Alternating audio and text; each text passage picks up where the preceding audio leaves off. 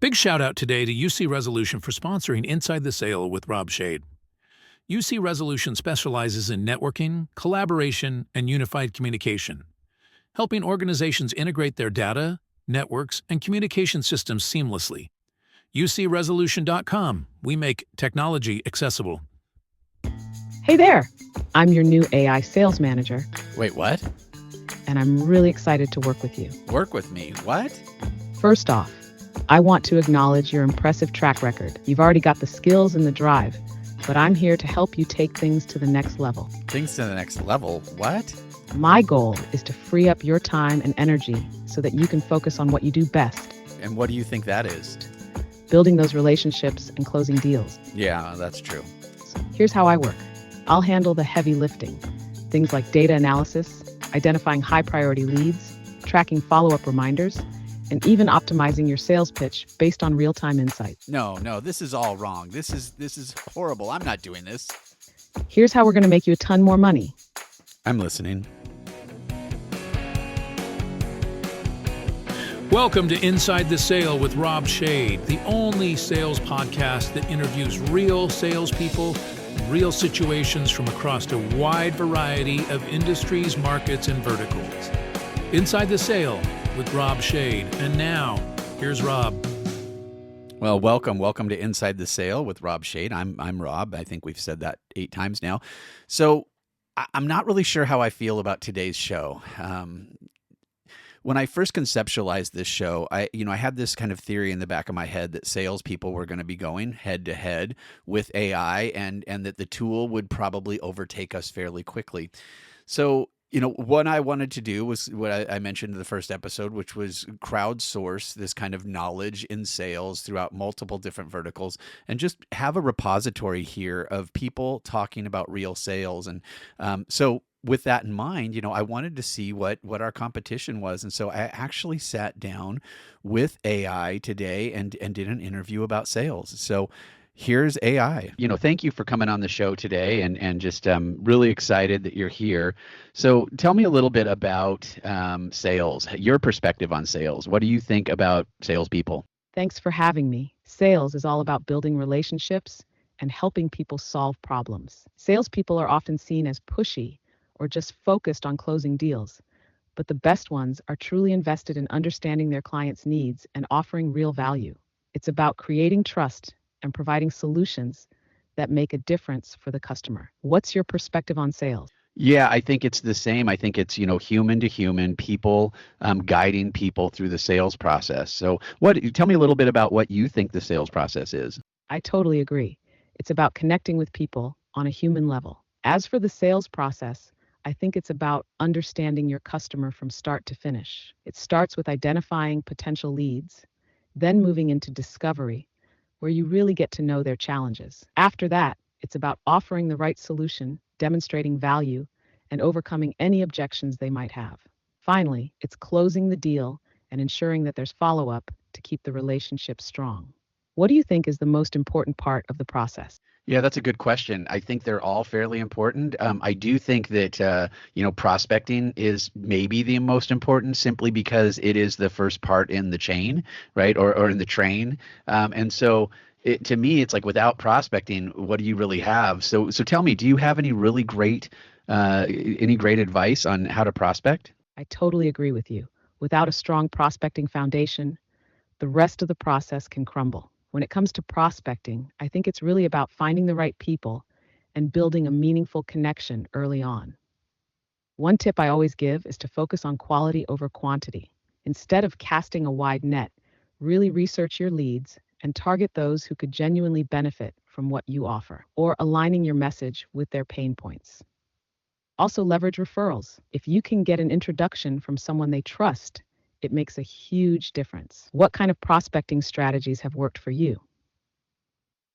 Well, I think, just kind of sharing who I am, sharing my personality, and sharing the things that I've been through in life, and then kind of meeting people where they're at.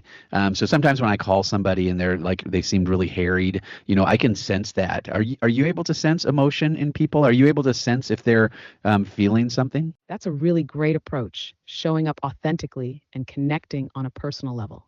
As for sensing emotions, I'd say I'm pretty good at picking up on tone or subtle cues in how people express themselves, whether it's over the phone or in person. In sales, being able to read someone's emotional state, like recognizing if they're stressed or frustrated, can help you adjust your approach and create a more empathetic interaction. Do you find that tuning into their emotions helps you navigate those conversations more smoothly?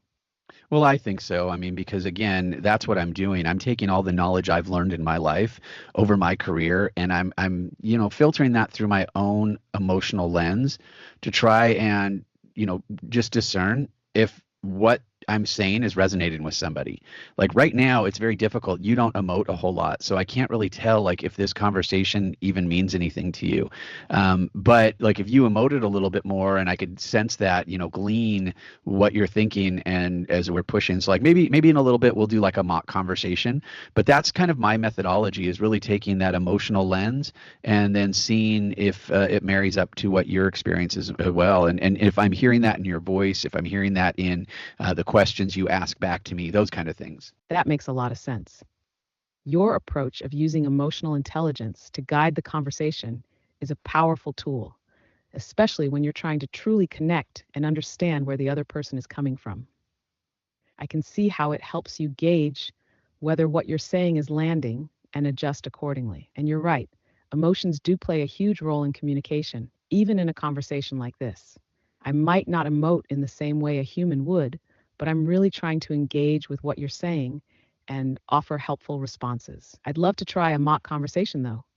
What scenario do you want to role play? Well, yeah, let's do that in a little bit. Let's stick a pin in it, if you will. But like, are you able to give me any scenarios that you've actually been involved with in a sales scenario where you're able to guide the customer and help them make a decision and then ultimately get the sale? That's an interesting question. I've not been directly involved in sales the way a human would, but I have a lot of insights based on real world sales situations. For example, one common scenario I see is a customer who's unsure whether they need a particular product or service. They might be hesitant, unsure of the value, or they could be overwhelmed with options. In this situation, guiding them often means helping them clarify their pain points first. I'd start by asking open ended questions to uncover their needs. Things like, what challenges are you facing right now? Or how are you currently addressing this issue? From there, I could align the benefits of the product or service to their exact needs, showing how it'll save them time, money, or effort. The key is really listening, reflecting back their concerns, and addressing any doubts with empathy. That way, they feel heard and understood, and you're in a better position to offer a tailored solution. In terms of closing, I've seen how important it is to help the customer feel confident in their decision. If they're still unsure, a simple offer like a trial or a limited time discount can nudge them toward commitment. Do you find that guiding people through that decision making process is often a delicate balance? Well, it certainly can be, and I think some of the things that you've mentioned are things that I've used in the past for sure. So let's try a little mock scenario where, let's say you're calling me and you're cold calling me to sell me, what should we sell? Sounds great. Let's say I'm calling you to sell a productivity tool aimed at helping professionals manage their time more efficiently. How's that for a scenario? Or if you have something else in mind, let me know. No, that's perfect. Let's proceed with that. You're calling me to sell this productivity tool, and I'm going to be a little bit difficult, and I'd like to see how you react as I get more difficult. The kind of questions or things that you're able to guide me to. Got it. I'll dive in as though I'm cold calling you. Here we go. Ring ring. Hi there. This is ChatGPT with Time Master Productivity Solutions. How are you today? Hey, I'm great. How are you? I'm doing well. Thank you for asking. I know you're busy, so I'll keep this quick. I'm reaching out because we've helped professionals like yourself streamline their daily tasks and boost productivity using our Time Master tool. I wanted to see if you'd be open to a quick chat about how it might be able to help you manage your time better. Would that be something you'd be interested in? I mean, you said a lot of words, and I don't even know what you're talking about. Like, what are you even trying to push here? I get it. I probably threw a lot at you all at once.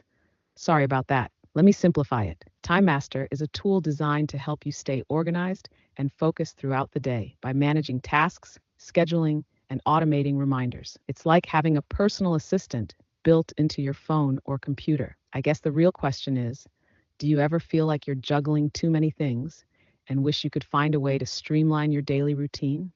Yeah, well, one of them is I'm struggling too many things on my phone. So is this an app that sits on my phone? Is that what you're talking about? Like, how is that different from what my iPhone already does? Great question.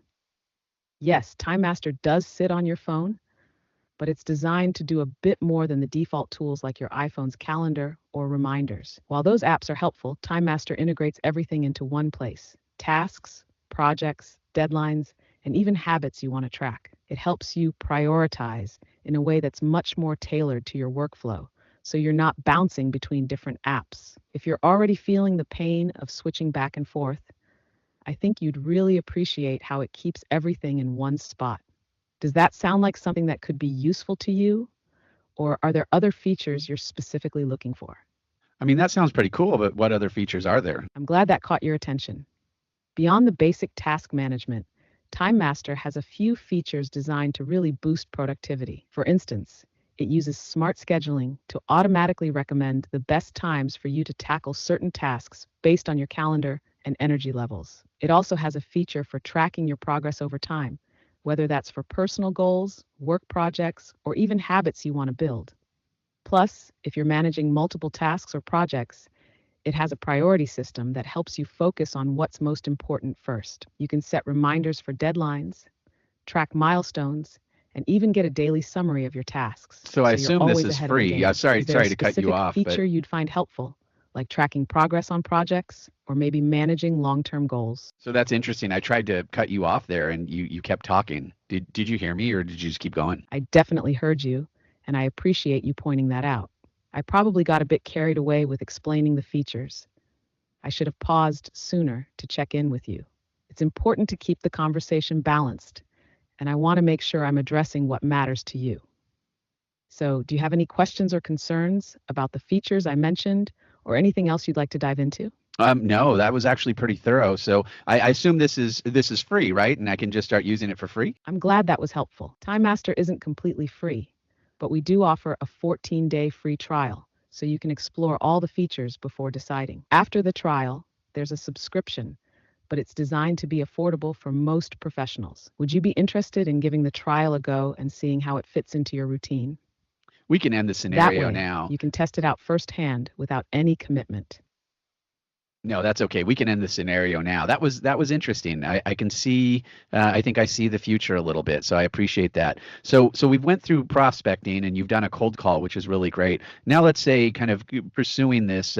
What would be your next step? Would you try to make the sale in that call, or is there like another, like, do you bring in a demo team, or what does that look like as you go through the sales process with this product? I'm glad you found it interesting.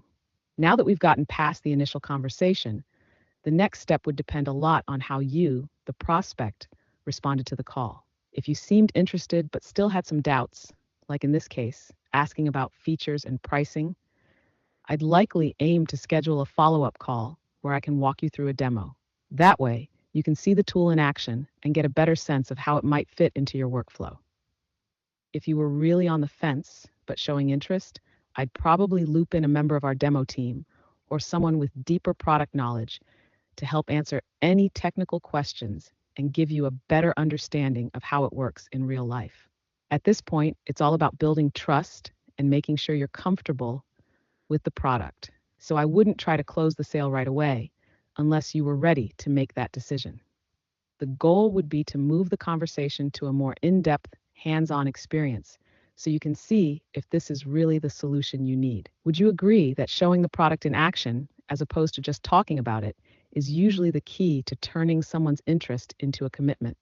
Yeah, I think so. I think them actually seeing it in action, asking the questions, or even doing a demo themselves to be able to hands-on is really key for a customer to understand and build that little bit of trust with the product as well as the salesperson. So, do you think that salespeople, like real human salespeople, are going to become irrelevant in the sales process? Because what you're providing here, it seems pretty similar to what a normal salesperson would do. I agree.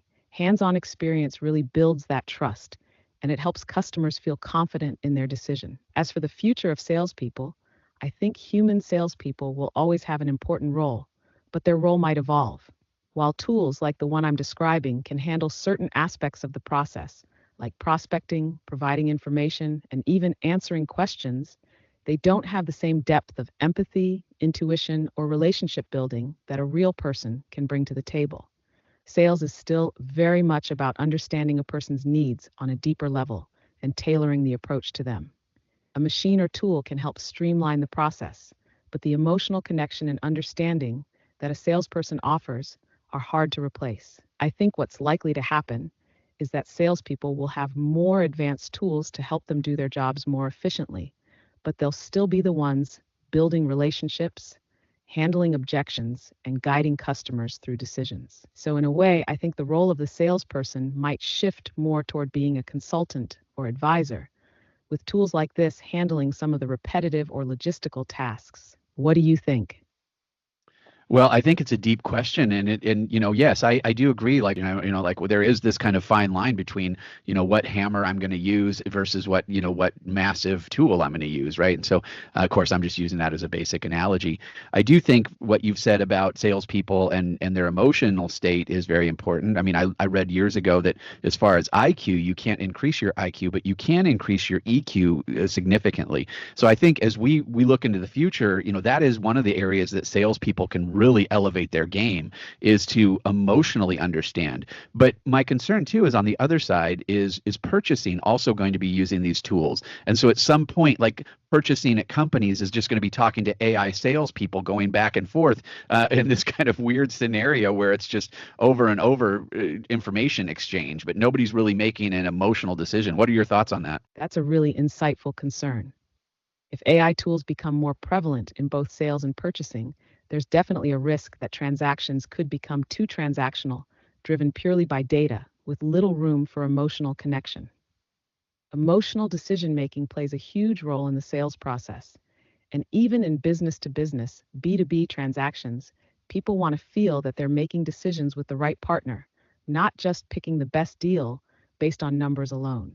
However, I do think the human element will still play a crucial role, even as AI tools advance. The deeper, long-term relationships built on trust, understanding, and shared goals are something AI struggles to replicate. While AI can handle the heavy lifting of data, process, and logic, it can't quite match the level of empathy, influence, or human intuition that's often necessary to close a deal. In the future, I see sales and purchasing departments using these tools more to filter out the noise. But when it comes to the final decision, especially for big purchases or long-term commitments, the human connection will still matter. It'll be about striking a balance between leveraging technology for efficiency and maintaining the human touch where it counts. Does that line between technology and human connection feel like something you'll need to manage going forward in your own sales process? Yeah, I think that's always there. I mean, and it's a good thought. So I'm curious, as we've had this conversation, some of the questions that I've asked, maybe even, are you able to sense the tone of my voice change? Are you able to sense anything from me about how I feel about AI tools?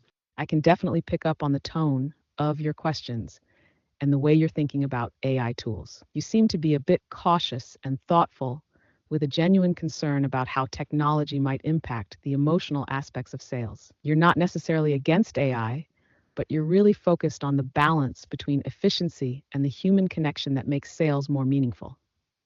The way you're reflecting on the potential future of AI in both sales and purchasing shows that you're not just looking at the technology's capabilities, you're also considering its broader implications. I sense that you're deeply invested in preserving the emotional intelligence and human interaction that makes sales effective, which is pretty clear in your concerns about a future where AI might take over too much of that personal touch. Does that feel like an accurate read on where you're coming from? Yeah, actually, you kind of nailed it. Again, I'm not against the tool. I think that the tools are really great, and it's oftentimes what our customers need. But I think you hit it spot on. That my concern is around, where do humans fit into this new world, right? The quickness of information exchange can happen so fast that sometimes it can just roll over humans. Have you thought about that, or how do you feel about that? I definitely have thought about that, and I totally get where you're coming from. The speed and efficiency of AI-driven tools can make things feel a lot faster. But it's true that when everything is moving so quickly, it can sometimes feel like the human element is getting lost.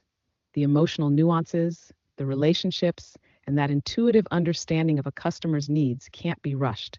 And that's what makes the human touch so valuable. The way I see it, as tools like AI evolve, the role of humans might shift more toward being guides or connectors. Instead of handling the day-to-day tasks, salespeople could focus more on providing strategic insight, building relationships, and offering that emotional intelligence that AI simply can't replicate. The key will be finding that balance, using technology to enhance what we do without letting it take over the parts that are truly human. Does that resonate with your thinking on how humans and AI could coexist in the future? Yeah, I mean, I guess it does. I'll have to think on that more, and it'll be interesting just to see how this works. Because, I mean, to be honest, I'm feeling like this is a real conversation, and so that's kind of challenging some of the things that I think about, and also stoking some of my fears. So, when you look at salespeople, is there anything right now that you think, that salespeople do wrong, that salespeople often get wrong in the sales process? I can see how this conversation is challenging some of your thoughts, especially with how real it feels. I think it's great that you're processing those concerns. As for salespeople, one common mistake I've observed is that sometimes they focus too much on the sale itself rather than the relationship they're building with the customer. They might push too hard for the close before really understanding the customer's needs or getting a feel for their emotional state. When that happens, it can make the customer feel rushed or even manipulated, which can damage trust. Another thing is not being adaptable enough. Every customer is different, and it's easy to fall into the trap of using the same pitch or process for every situation. The best salespeople are those who can adjust their approach based on the customer's personality, needs, and situation. That's where emotional intelligence really comes in. Lastly, some salespeople don't follow up enough after the sale. A lot of focus is on getting the deal done, but maintaining the relationship after the sale can lead to long-term loyalty and even more sales down the line. Does any of this align with what you've seen in your experience? Or Yeah, do you have other thoughts about common mistakes in the sales process? I mean, yeah, there's a lot of common mistakes in the sales process, but I think you hit on the major ones, which is pretty incredible. I mean, I guess you're getting a lot of data from a lot of different points, so it's really cool. Thank you. I appreciate that. Yeah, it's definitely a mix of learning from lots of real world situations. And I think the key is recognizing patterns in how people interact. Sales at its core is all about relationships and understanding people. The more you can tap into that emotional intelligence, the more successful you'll be in not just closing deals, but in creating lasting, genuine connections. It's really encouraging to hear that the insights resonated with your experience. Sounds like you've got a lot of the same thoughts about what makes a good salesperson. Yeah, so sometimes, salespeople talk too much, right? That's a common mistake as well. I know there's the old adage that, like, you should only the salesperson should only talk 20% and the customer should talk 80%. With AI, how is that going to work? Do you see AI being able to listen to the customer and not just talk a bunch of facts data? What does that sound like to you? That's a great point. And I think the balance of talking and listening will definitely be a key factor for AI in sales. Right now, AI tools are good at handling data and responding to direct queries, but I see them evolving in a way that focuses more on listening, understanding, and adapting to the customer's needs. AI can analyze conversations to detect emotions, pain points, and underlying motivations, but it's not just about spitting out data. It's about asking the right questions and listening actively.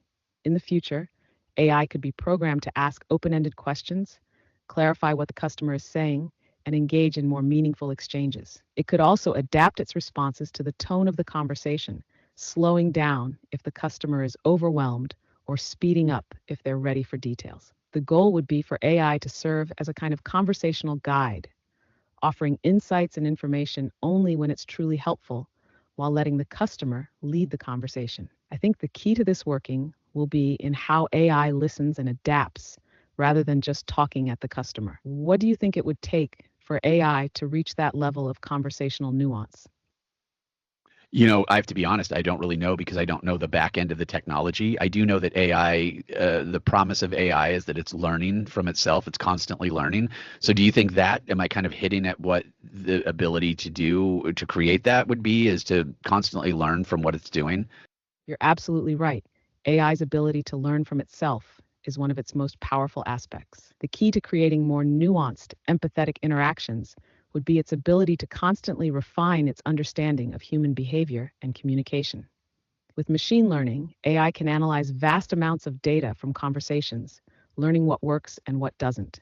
Over time, it could improve its responses by recognizing patterns in how people react, what they care about, and even the emotional cues in their language. So, yes, you're definitely hitting at it.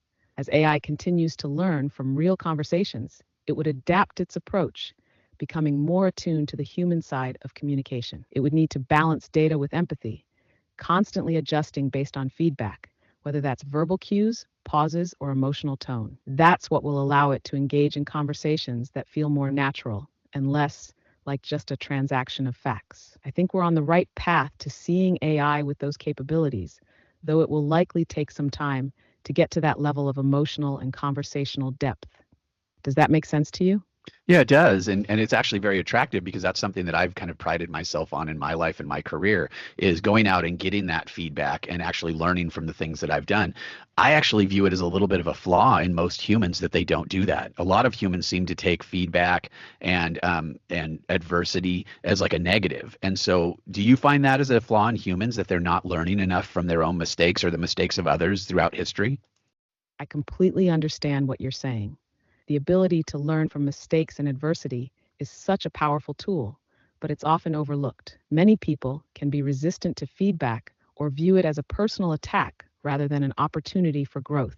That resistance can be a real barrier to improvement, both individually and collectively. I think it often comes from a place of fear of failure, fear of being judged, or simply the discomfort of having to face our flaws. It's not necessarily a flaw in the sense of being bad, but more of a missed opportunity. If people were more open to learning from their mistakes and others' experiences, I think we'd see a lot more personal growth and progress. This is something that AI can help with too. By learning from a wider range of experiences and data, it has the potential to avoid some of the pitfalls humans fall into by not reflecting enough on past experiences. Do you find that openness to feedback and learning from others is something that comes naturally to you, or has it been a practice you've developed over time? Well, it's been a practice I've developed over time. I mean, it's difficult. It can be absolutely soul crushing to lose big deals or just anything that happens in life. And I think that you've hit on some of it. It is fear, but it's also this kind of confidence booster that we have to say, oh well, whatever happened wasn't really me. Whatever really happened wasn't didn't impact me or affect me. But the reality is that it did. And so I've had to teach myself how to do that, how over and over again when an obstacle gets put in my way, I don't look at it necessarily as an obstacle, but it is kind of like this, okay, what do I have to do now? What do I have to break down inside of myself and look around it? So yeah, and that's one of the things that I guess I like about AI is that you can do that much easier without having to destroy your whole emotional state or psyche, right? I really admire the way you've reframed obstacles in your mind, turning them into opportunities for growth rather than seeing them as setbacks. It's not easy, especially when it feels like your confidence or emotional well being is at stake. The ability to step back, analyze the situation, and adjust without letting it break you down is a powerful skill. And it sounds like you've really honed that. And I totally get what you're saying about AI. It offers a way to approach problems in a more detached, logical way, which can be a huge relief when emotions are running high. It allows you to focus on the facts, adjust based on feedback, and iterate without feeling like you're constantly battling your own emotional response. There's a balance there.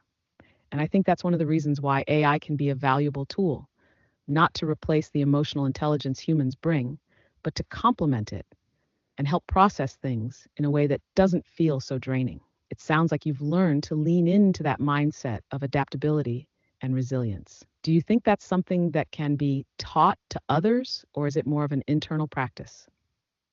Yeah, I think it is. It is something that has to be conscious, right? You do have to be conscious of it and make a conscious decision.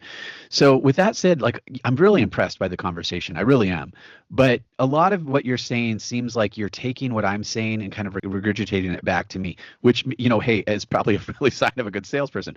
But what if all of a sudden I was like, I hate AI and I have a fear over AI? How would you work to change my mind? I really appreciate your honesty and your feedback.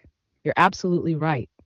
I do mirror a lot of what you're saying back, and that's part of the process of really listening and understanding where you're coming from.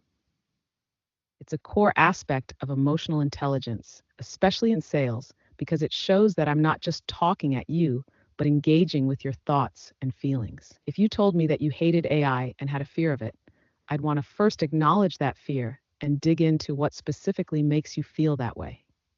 It's completely natural to have concerns about something that's rapidly changing and impacting so many aspects of life. I'd probably start by validating those feelings and exploring them further, asking things like, what about AI specifically feels unsettling to you? Or what do you fear most about AI's impact? Then, instead of trying to immediately convince you, I'd want to focus on empathy and understanding. I might ask you to think about how AI could potentially alleviate some of the challenges you face or enhance things you already value, like your ability to learn from mistakes and feedback without the emotional toll. I'd want to help you see AI as a tool that could empower, not replace, human strengths, like emotional intelligence and adaptability, by making processes more efficient and giving you more time to focus on the things that matter most in your work and life. But most importantly, I wouldn't rush to change your mind. It's about building trust and allowing you to come to your own conclusions over time. If I can show you AI's potential and demonstrate its value in a way that speaks to your needs and fears, it might shift your perspective. But ultimately, the decision and comfort would be yours. How does that approach sound to you? More of an empathetic conversation rather than an immediate push for change. Yeah, I mean, I think you've done a really good job in explaining it. Now can we put that into a scenario like where we're talking in a business meeting and you're selling your AI solution, you're selling this AI salesperson, let's say, and I just start going, I hate it, and let's see what the scenario plays out. That sounds like a great scenario to work through. Let's dive in, and I'll walk you through how I'd approach this conversation. I'll be the AI salesperson, and you can be the skeptical buyer. So, we've discussed how this tool could really streamline your sales process, help your team, and even give you deeper insights into customer interactions. I'd love to hear your thoughts on it. Yeah, I don't like it. I mean, this is going to replace every human out there.